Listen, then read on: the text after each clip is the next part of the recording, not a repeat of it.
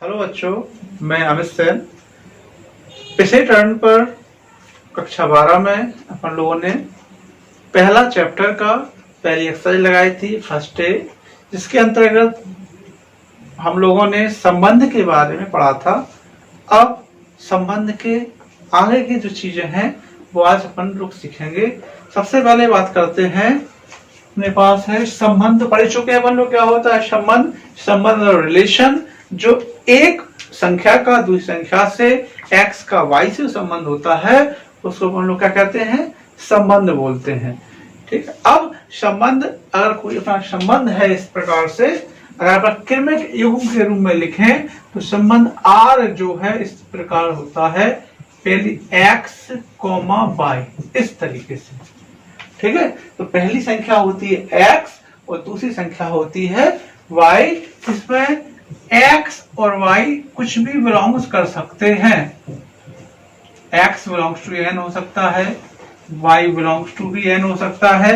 x और y में कोई भी संबंध हो सकता है। जैसे यहाँ पे अपन संबंध लिख दें कि x का मान बड़ा है y से। ठीक है। तो अब एक चीज हम देख रहे हैं कि, और इसको लिखा कैसे बताया था, लिखा जाता है x r y, और इसको पढ़ा जाता है x रिलेशनशिप y। ठीक है। जब इसको अपन पढ़ते हैं तो पहली संख्या x कहलाती है, दूसरी संख्या क्या कहलाती है, y। इनको जो x और y जो है वो अलग अलग समुच्चय से आते हैं। अलग अलग समुच्चय का मतलब हो गया, x जो है वो a समुच्चय से रहेगा और y जो रहेगा वो b समुच्चय से रहेगा। x का मान a में से आएगा और y का मान किसमें से आएगा, v में से आएगा। तो जो एक नई चीज आती है वो है प्रांत, जिसको बोलते हैं डोमेन। प्रांत क्या होता है, तो r के पहले की संख्या जो इसमें क्या है, x है। ठीक है। या अपन कह सकते हैं कि क्रमित युग्म की प्रथम संख्या, प्रथम संख्या मतलब x का मान जो है वो कहलाती है डोमेन। उसका अपन एक समुच्चय बनाएंगे तो उसको अपन क्या कहेंगे, डोमेन कहेंगे। ठीक। मान लो पहली संख्या होगी वो कहलाएगी डोमेन, और जो दूसरी संख्या होगी r के बाद वाली मतलब y, वो कहलाएगी रेंज या परिसर।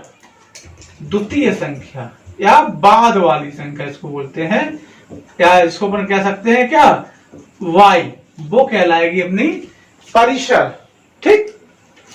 अब एक चीज आती है सहप्रांत। सहप्रांत किसको कहते हैं, हमने इसमें बताया कि a जो है वो x है और b क्या है, y है।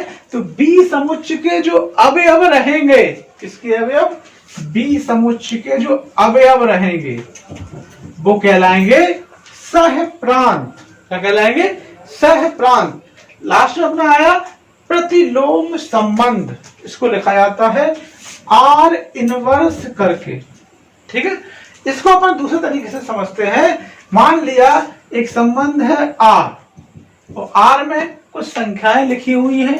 मान लिया कौन संख्या लिखी है, 1 2 2 3 3 4 और 4 5। ये क्या है, r की वैल्यू। एक संबंध इस प्रकार है कि जिसके अंदर संख्या है कि x का मान अपन 1 रखेंगे तो y का मान 2 आएगा, x का मान अपन 2 रखेंगे तो y का मान 3 आएगा, x का मान अपन 3 रखेंगे तो y का मान 4 आएगा, x का मान 4 रखेंगे तो y का मान कितना आएगा, 5।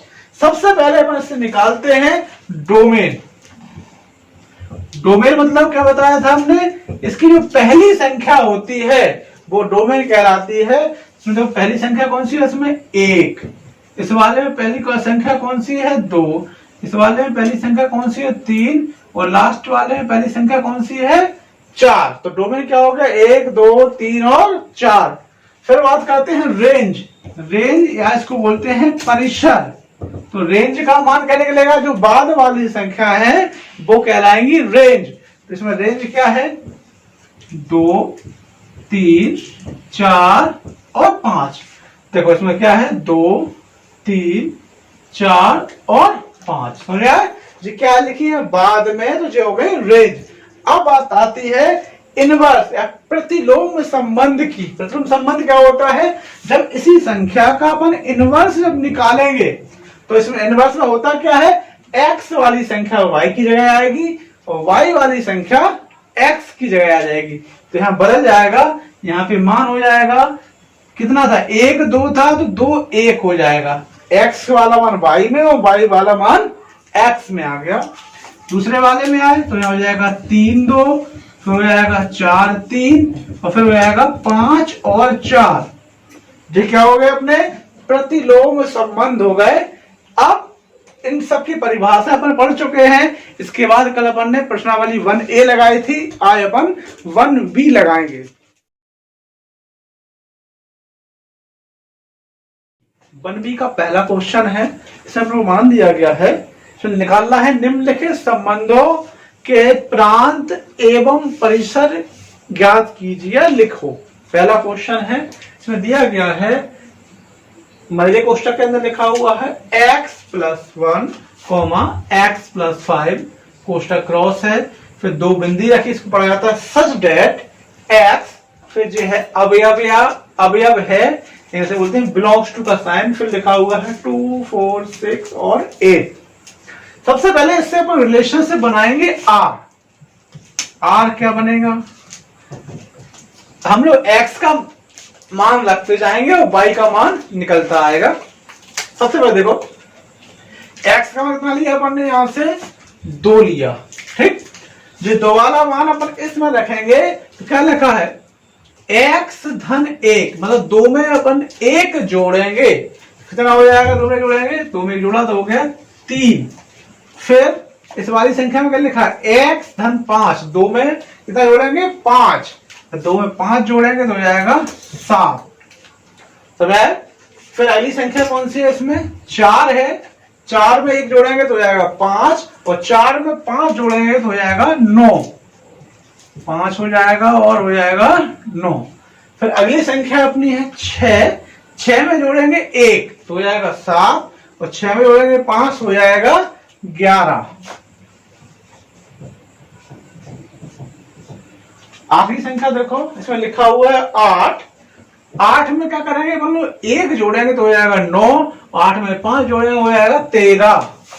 यहाँ कितना आ गया, 9 आ गया और 13 आ गया। जे बन गया अपना संबंध R, 3 7 5 9 7 11 और 9 और 13 कहां से आए, अपन ने क्या किया, x का मान इसमें रखते चले गए और अपने रिलेशन से बन गए। इसमें निकालना क्या है, हमको प्रांत निकालना है और परिसर निकालना है। बताया गया था कि प्रांत क्या होता है, जो पहला मान होता है x की वैल्यू वो कहलाता है प्रांत, और जो बाद वाला मान होता है वो कहलाता है परिसर। इसमें प्रांत की वैल्यू निकालेंगे तो बताइए कौन कौन सा रहेगा। इसमें पहली संख्या है 3, इसमें पहली संख्या है 5, इसमें पहली संख्या है 7, इसमें पहली संख्या है 9, तो जाएगा 3 5 7 और 9। यह हो गया इसका प्रांत। इसका परिसर देखिए क्या होगा, परिसर इसमें क्या है, इसकी पहली संख्या, इसकी बाद वाली संख्या क्या बची, 7 9 11 और 13, तो यहाँ पे आ जाएगा 7 9 11 और 13। यह हो गया इस क्वेश्चन का परिसर। इसी प्रकार इसी का दूसरा पार्ट है, यहाँ पे लिखा हुआ है a + 1 b + 2, a belongs to n, n का मतलब प्राकृतिक संख्या है, मतलब प्लस संख्या है, प्लस में रहेंगे 1 से लेके अनंत तक। फिर मान दिया गया है कि a की जो वैल्यू है वो 5 से कम है और v की जो वैल्यू है वो 6 से कम है।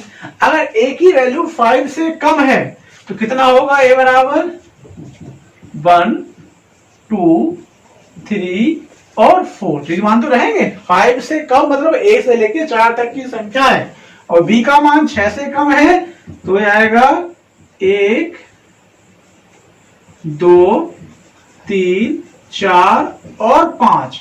ये अपने मान होगा किसके, a और b के। अभी जब रखना स्टार्ट करते हैं, इसमें जब r की वैल्यू पर निकालेंगे तो r बराबर हो जाएगा, पहले हम मान रखेंगे a बराबर 1, कितना हो जाएगा 1 धन 1, मतलब हो जाएगा 2।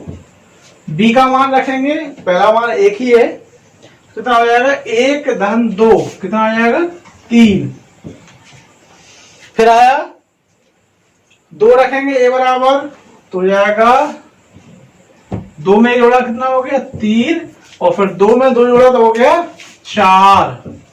अगली संख्या रखी अपन ने 3 तो 3 में 1 जोड़ा तो हो गया 4 और फिर 3 में 2 जोड़ा हो गया 5। अगली संख्या है 4 रखा इसमें 4 में 1 जोड़ा हो गया 5 और 4 में 2 जोड़ा हो गए 6। बस जो अपने रिलेशनशिप के मान हो जाएंगे क्योंकि उसके बाद ए का मान अपने पास अवेलेबल नहीं है। तो यहां से अपन प्रांत और क्या निकालेंगे परिसर जब निकालेंगे तो पहले मान होते हैं प्रांत के कितना हो जाएगा 2 3 4 5 कितना हो जाएगा 2 3 4 और 5 जो हो गए प्रांत और परिसर का मान हो जाएगा 3 4 5 और 6। समझ आया। चलो इसके बाद और अगले क्वेश्चन लगाते हैं बच्चों। हम लोगों ने क्वेश्चन नंबर पहला सॉल्व किया है उसके बाद क्वेश्चन नंबर 5 तक जो है सेम ही क्वेश्चन है। क्वेश्चन नंबर 6वां जो है थोड़ा अलग प्रकार का समझते हैं। इसमें लिखा हुआ है निम्न आकृति में समुच्च P से Q का एक संबंध दर्शाती है। इस संबंध को समुच्च निर्माण रूप पहला क्वेश्चन हल करना है। तो लिखा है रोस्टर विधि से लिखिए इसके प्रांत तथा परिसर ज्ञात कीजिए। ठीक। सबसे पहले क्वेश्चन दिया गया 6वां यहाँ P बना हुआ है Q बना हुआ है यहाँ पे लिखा है 5 6 7 यहाँ लिखा हुआ है 3 4 5। 5 का जो मान आया है वो 3 आया है 6 का मान 4 आया है और 7 का मान कितना आया है 5 आया है। सबसे पहला क्वेश्चन इसमें दिया गया है पहला पार्ट अपन को लिखना है समुच्च निर्माण विधि में समुच्च निर्माण विधि। समुच्च निर्माण विधि क्या होती है जिस विधि से जिस नियम के अंतर्गत इसको बनाया गया है वो कहलाती है समुच्च निर्माण विधि। इसमें क्या होता है बताया था कि पहला मान कहलाता है x का और y बाद वाला मान कहलाता है y का। तो क्या देख रहे हैं कि x का मान कितना है 5 है x का मान अपन 5 रख रहे हैं तो y का मान कितना आ रहा है 3। तो क्या हो रहा है इसमें कुछ संख्याओं की कमी हो रही है। कितनी संख्याओं कमी हो रही है 5 में से अपन लोग 3 घटाएंगे तो 2 आएगा 2 आया। फिर ऐसे 6 में से 4 घटाएंगे तो भी 2 आएगा और 7 में से 5 घटाएंगे तो भी 2 आएगा। तो एक नियम बन गया कि y का जो मान है x के मान से 2 घटाने पर प्राप्त होता है। ये तो रहा y का मान कहां से आ रहा कि x के मान में से हम लोग क्या घटा दें 2 घटा दें। तो इसको जब समुच्च निर्माण विधि से लिखेंगे तो लिखना पड़ेगा r बराबर x y such that y is equal to x minus के 2। ठीक। जो हो गया इसकी सम x की वैल्यू है वो कितनी है x बिलोंग्स करता है 5 6 और 7। तो x की वैल्यू है वो या तो 5 है या फिर 6 है या फिर 7 है। दूसरी विधि होती है रोस्टर विधि। कौन सी विधि है रोस्टर विधि। रोस्टर विधि में करते क्या है सीधी सीधी संख्याएं लिखी जाती हैं जो बहुत सा आसान तरीका है। r बराबर अपन लिखेंगे तो पहला मान कितना है x का 5 है y का कितना है 3 तो यहाँ ब्रैकेट में लिखा जाएगा 5,3। तो आएगा 6 का मान कितना आया है 4 लिखना पड़ेगा 6,4। फिर लास्ट में आया 7 का मान आया है 5 तो 7,5। ये हो गई रोस्टर विधि। इसका अगला क्वेश्चन है हमको निकालना है डोमेन और रेंज मतलब प्रांत और परिसर। बिल्कुल जो पहला क्वेश्चन किया था अपन लोगों ने प्रांत का मतलब जो इसमें r का जो वैल्यू है इसमें x का जो मान होगा वो प्रांत रहता है। तो यहाँ पे x का मान कितना आया है इसमें 5 है इसमें 6 है इसमें 7 है। या इसमें चित्र में समझे तो x वैल्यू कितनी 5 6 7 जो इसका हो गया डोमेन और जो q की वैल्यू है वो कहलाएगी रेंज या परिसर। इसको मान लिख देंगे 3 4 और 5। क्या हो गया जे वाला मान हो गया डोमेन और इस तरफ वाला जो मान है ये कहलाएगी रेंज। समझ आया क्वेश्चन। इसके बाद इस एक्सरसाइज का लास्ट क्वेश्चन है r belongs to n into n R is equal to है, R की वैल्यू दे दी है 2 3 3 4 4 5 और 5 6। इसका अपन को इनवर्स निकालना है। इनवर्स का वही तरीका है, जो मान y की जगह पे लिखा है उसको x की जगह पे लिखो, और जो x की जगह पे लिखा है उसको y की जगह पे लिखना है। यहां हो जाएगा 3 2 4 3 5 4 और 6 5। ये इसका आंसर हो गया। तो समझ में आया। इसके बाद कुछ क्वेश्चन घर के लिए छोड़े गए हैं, आप लोगों को घर से लगाने हैं, और जो भी समझ में ना आए वो आप कमेंट्स करके पूछ सकते हैं। Thank you.